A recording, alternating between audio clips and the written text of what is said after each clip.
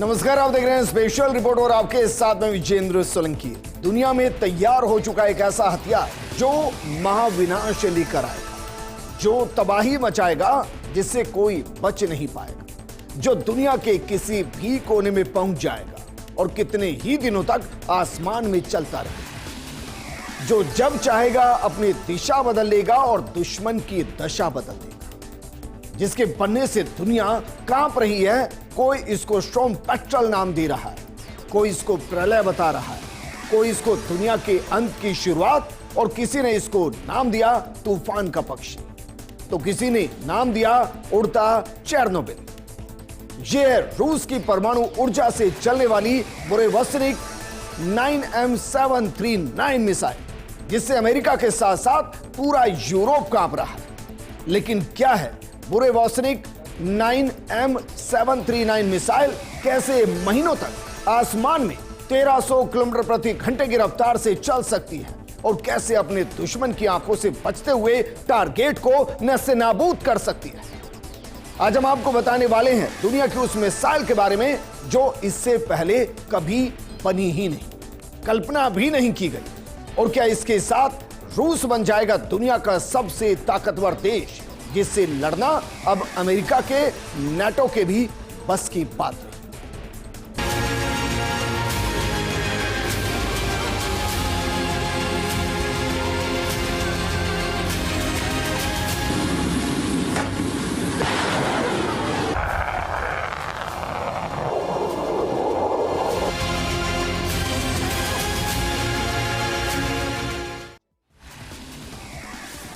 सबसे पहले जरा देखिए, जिस मिसाइल को रूस ने तैयार किया और जिसे नाम दिया बुरेवस्निक 9M739, उसे और कौन कौन से नाम से पहचाना जाता है और क्यों पूरी दुनिया, खासकर अमेरिका और यूरोप और वेस्टर्न कंट्रीज परेशान है। जरा देखिए इसके बारे में जो जानकारी, जिसके बाद अमेरिका और ट्रंप परेशान है। इसको नाम दिया गया है स्टॉर्म पेट्रोल या तूफान का पक्षी। यह दरअसल रशियन नेम है, जिसमें बुरेवस्निक को भी तूफान का पक्षी माना जाता है, जो एक काल्पनिक पक्षी है। इसके बाद इसकी रेंज अनलिमिटेड, ये कितनी भी दूरी तक जा सकती है। आप सोचिए, इसके इनिशियल टेस्ट के अंदर ये 14,000 किलोमीटर से ज्यादा चली है, 14,000 किलोमीटर से ज्यादा, जबकि रूस से अमेरिका की दूरी महज 8,800 किलोमीटर के आसपास है। यह कितने वक्त तक उड़ान भर सकती है? अनलिमिटेड वक्त तक। और उसके पीछे की वजह आगे चलकर हम आपको बताएं, क्योंकि अभी तक दुनिया में ऐसी कोई मिसाइल नहीं जो महीनों तक या सप्ताह तक आसमान में रह सके, कोई ऐसी मिसाइल नहीं जिसकी रेंज अनलिमिटेड हो। और इसीलिए अमेरिका, वेस्टर्न कंट्रीज इससे डर रही है, नाटो इससे डर रहा है। और इसका जो परीक्षण किया गया उसमें 15 घंटे आसमान में रही और 14,000 किलोमीटर की दूरी इस मिसाइल ने तय की है। और ये अपने आप में इसे अनबीटेबल, अचूक मिसाइल बता रहा है, जो टारगेट को कई दिशा से हिट कर सकता है।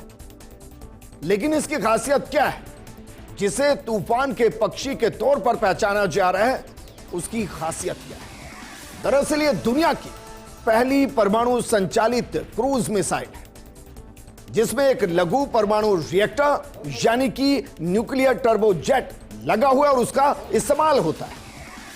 पारंपरिक ईंधन के बजाय यह हवा को गर्म करके प्रणोदन प्रदान करता है। और प्रणोदन क्या है, आगे चलकर हम आपको बताएंगे, जिसे हफ्तों या महीनों तक उड़ान भर सकती है।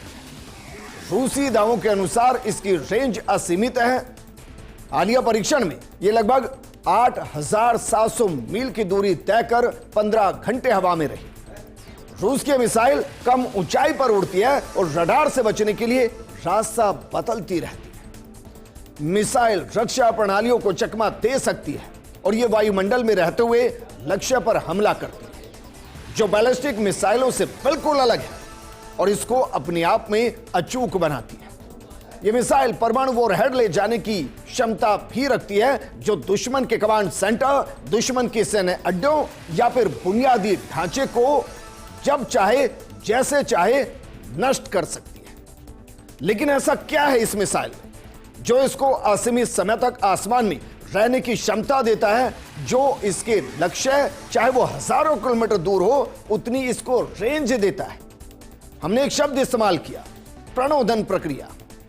दरअसल प्रणोदन प्रक्रिया क्या है और कैसे ये प्रक्रिया इस पूरी मिसाइल को अनबीटेबल बनाती है। दरअसल प्रणोदन आमतौर पर न्यूटन के गति के तीसरे नियम पर आधारित होता है, जिसमें प्रत्येक क्रिया के लिए एक समान और विपरीत प्रतिक्रिया होती है, जिसे अंग्रेजी में शायद आप इस तरीके से समझते होंगे कि each action has equal and opposite reaction.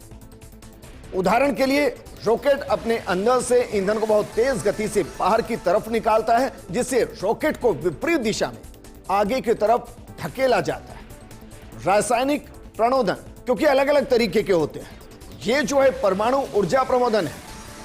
इसके अलावा कौन कौन से हैं जो भी वर्तमान में इस्तेमाल हो रहे हैं? रासायनिक, इसमें ईंधन और ऑक्सीकरण के जलने से उत्पन्न गैसों का उपयोग किया जाता है, जो रॉकेट में आम बात है। विद्युत, ये रासायनिक प्रणोदन की तुलना में बेहद कम द्रव्यमान के साथ काम करता है, जिससे ज्यादा कुशल हो जाता है।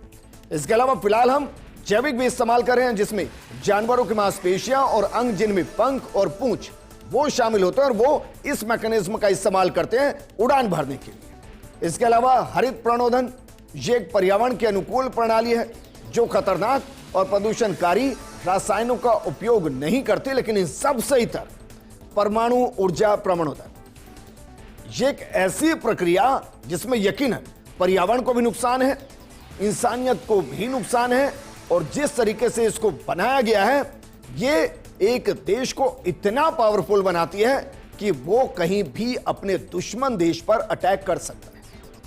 और इसी से अमेरिका और ट्रंप परेशान। उन्होंने कहा कि रूस को इस मिसाइल पर ध्यान देने से ज्यादा यूक्रेन के साथ चल रही जंग को खत्म करने पर फोकस करना चाहिए। हालांकि ट्रंप ने यह भी कहा कि हमारे पास परमाणु पनडुब्बी है, इसलिए हमें इस मिसाइल की जरूरत नहीं। लेकिन परमाणु पनडुब्बी से जितनी भी मिसाइल लॉन्च की जाएंगी, उनकी एक सीमित रेंज है।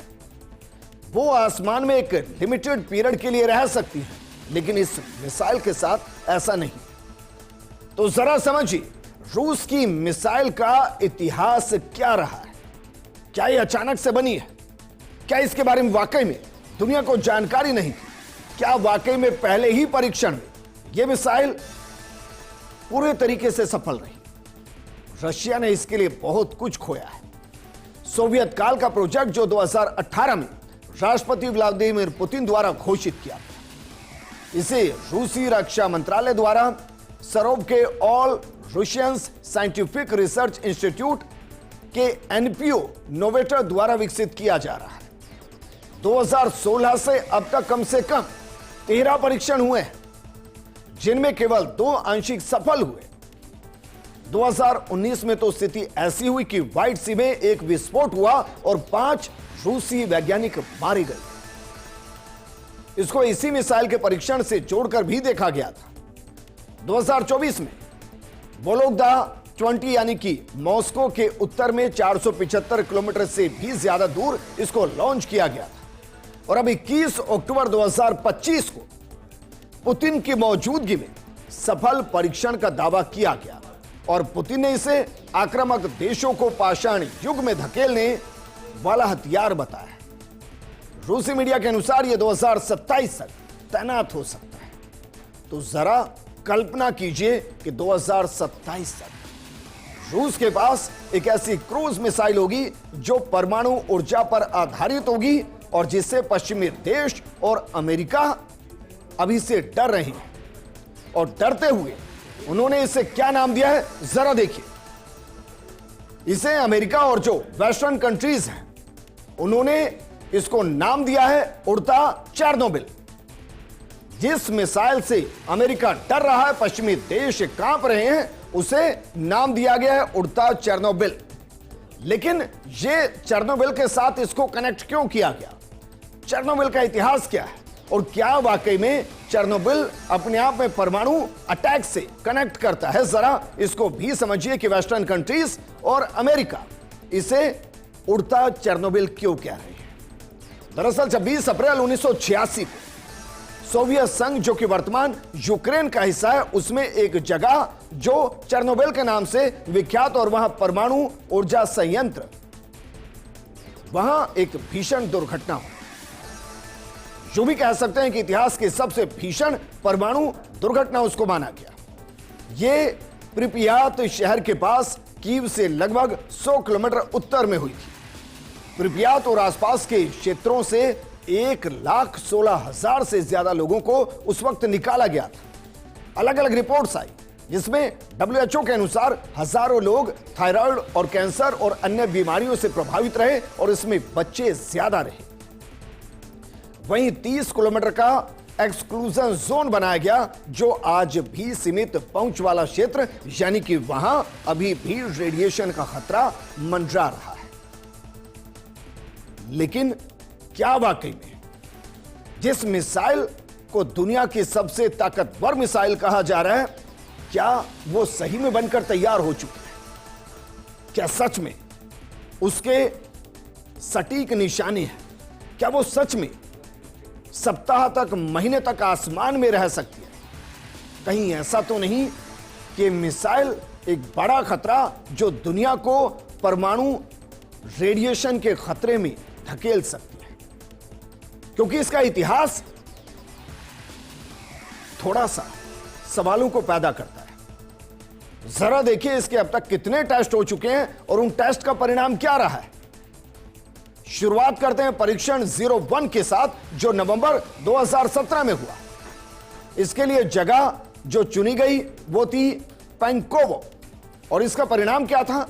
लॉन्च के तुरंत बाद मिसाइल बारेंट्स सागर के अंदर गिरी, दुर्घटनाग्रस्त हुई और यह परीक्षण असफल रहा, विफल रहा। इसका दूसरा परीक्षण हुआ दिसंबर 2017 में। इस बार जगह चुनी गई कपुस्तिन यार टेस्ट रेंज। इसका परिणाम क्या रहा?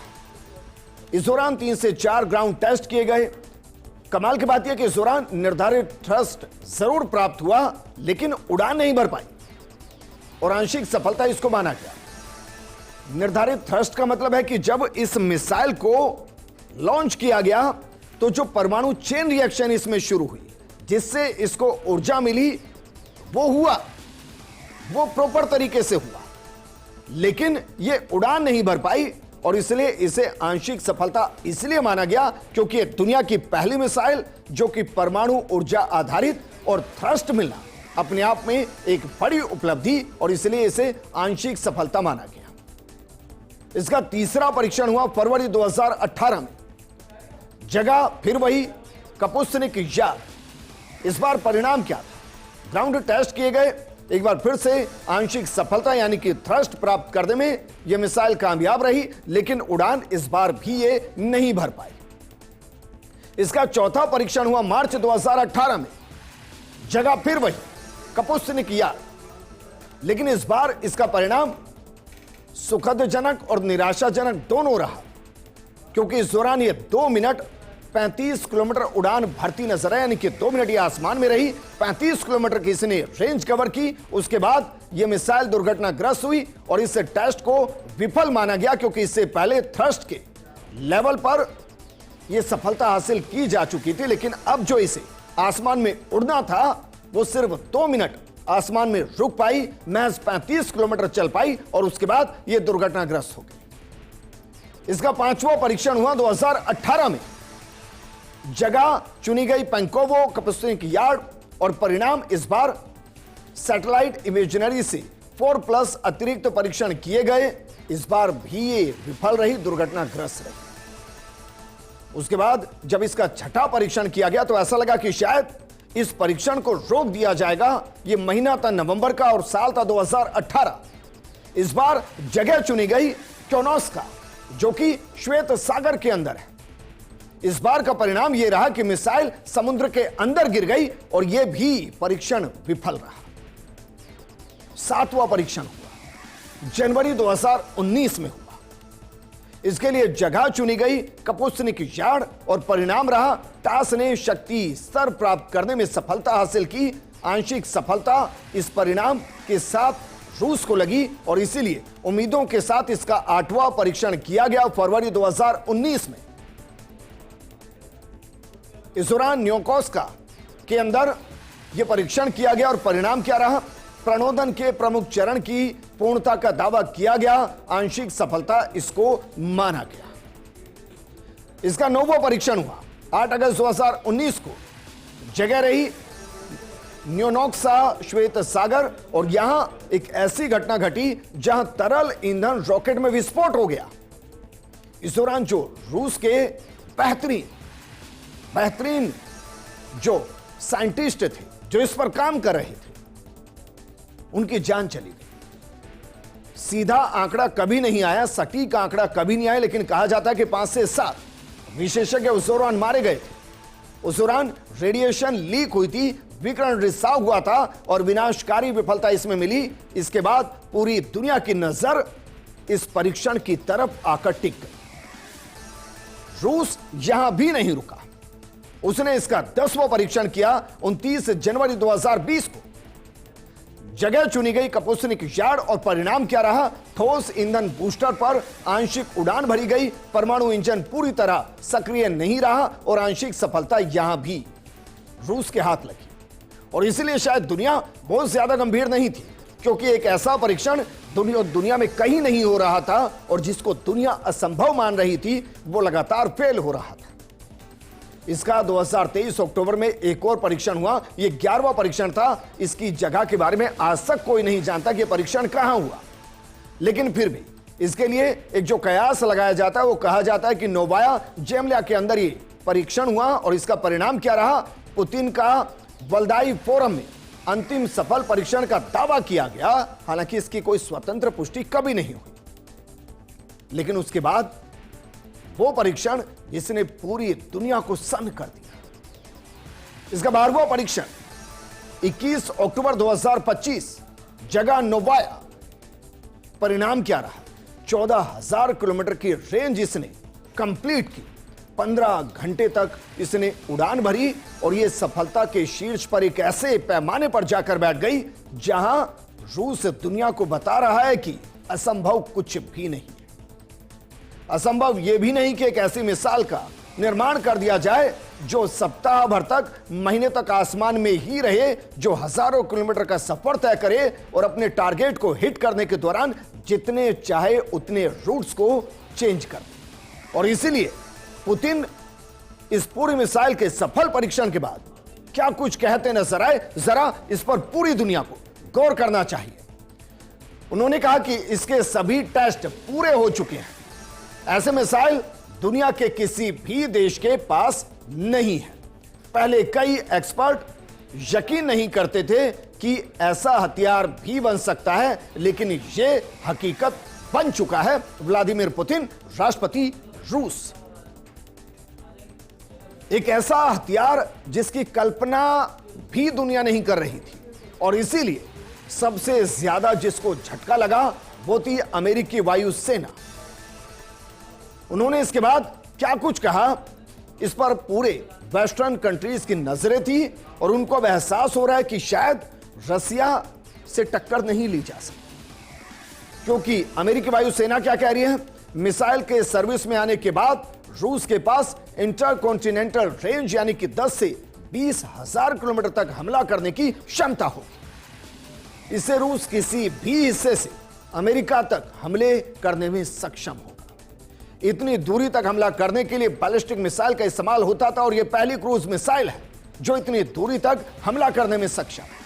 सामान्य बैलिस्टिक मिसाइलें अंतरिक्ष में तय मार्ग पर जाती है, लेकिन 50-100 मीटर की ऊंचाई पर यह मिसाइल उड़ेगी, जिसे बुरेवस्निक कह रहे हैं। सिर्फ 50 से 100 मीटर की ऊंचाई, यानी लगभग 150 से 300 फीट की ऊंचाई पर यह उड़ेगी और अपना रास्ता लगातार बदलती रहेगी, जिससे इसको पकड़ना असंभव हो गया। और ये अमेरिका कह रहा है, अमेरिका की वायुसेना कह रही है। तो जरा सोचिए, जो नेटो रशिया के अगेंस्ट लॉबी करते हुए उसे कंट्रोल करने की, उसके खिलाफ जंग छेड़ने की बात कर रहा है, क्या वाकई में 2027 में इस मिसाइल के रूस की वायुसेना का हिस्सा बनने के बाद क्या कोई रूस पर अटैक कर पाएगा? लेकिन यह कैसे काम करेगी? लॉन्चिंग के साथ इसमें न्यूक्लियर रिएक्टर एक्टिव होगा और यह डर भी है अपने आप में। क्योंकि मिसाइल को लॉन्च करने के लिए ठोस ईंधन वाले रॉकेट बूस्टर का इस्तेमाल किया जाता है। लॉन्च होने के बाद इसका न्यूक्लियर रिएक्टर एक्टिव हो जाता है और इसके बाद यह परमाणु ऊर्जा पर चलती रहेगी, जो एक चेन सिस्टम पर आधारित है। इसमें एक छोटा न्यूक्लियर रिएक्टर या कहें कि न्यूक्लियर पावर यूनिट है, जो मिसाइल को अनलिमिटेड दूरी तक उड़ने में सक्षम बनाता है। इस मिसाइल को जमीन पर मौजूद लॉन्चिंग पैड का इस्तेमाल करके आसमान में पहुंचाया जा सकता है या टारगेट की तरफ हिट किया जा सकता है। और वर्तमान में कहा जा रहा है कि रूस की राजधानी मॉस्को से उत्तर में 475 किलोमीटर दूर इसकी लॉन्च साइट हो सकती है, जहां 9 नए लॉन्च पैड बनाए जा रहे हैं, जहां से इनको लॉन्च किया जा सकता है। लेकिन ट्रंप क्या कह रहे हैं? ट्रंप चेतावनी दे रहे हैं। अमेरिकी राष्ट्रपति ट्रंप ने पुतिन को चेतावनी भरे अंदाज में कहा कि वो मिसाइल परीक्षण करने की बजाय जंग रोकने पर ध्यान दें। ट्रंप ने मिसाइल टेस्ट को गलत ठहराते हुए इसे दुनिया के लिए बड़ा खतरा बताया।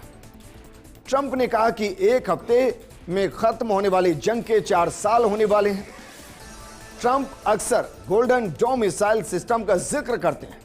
उनके मुताबिक अमेरिका को भविष्य के हमलों से बचाने के लिए यह बेहद जरूरी है।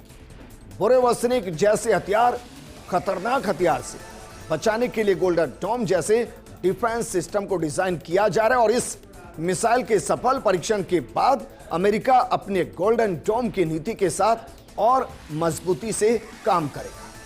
लेकिन क्या वाकई में पुतिन की शोम पेट्रोल या कहें कि बुरे वसनिक 9M739 मिसाइल दुनिया के परमाणु ऊर्जा पर आधारित मिसाइल की दुनिया की वो शुरुआत है जो बाकी दुनिया को इस अंधी दौड़ की तरफ धकेलेगी, जहां आने वाले वक्त में अगर वॉर की सिचुएशन होगी तो वॉर सिर्फ क्रूज मिसाइल के जरिए नहीं, बल्कि उस क्रूज मिसाइल के जरिए होगा जो अपने रूट्स को लगातार बदलेगी, जो परमाणु ऊर्जा पर आधारित होगी और मुमकिन है परमाणु वॉर हेड के साथ होगी।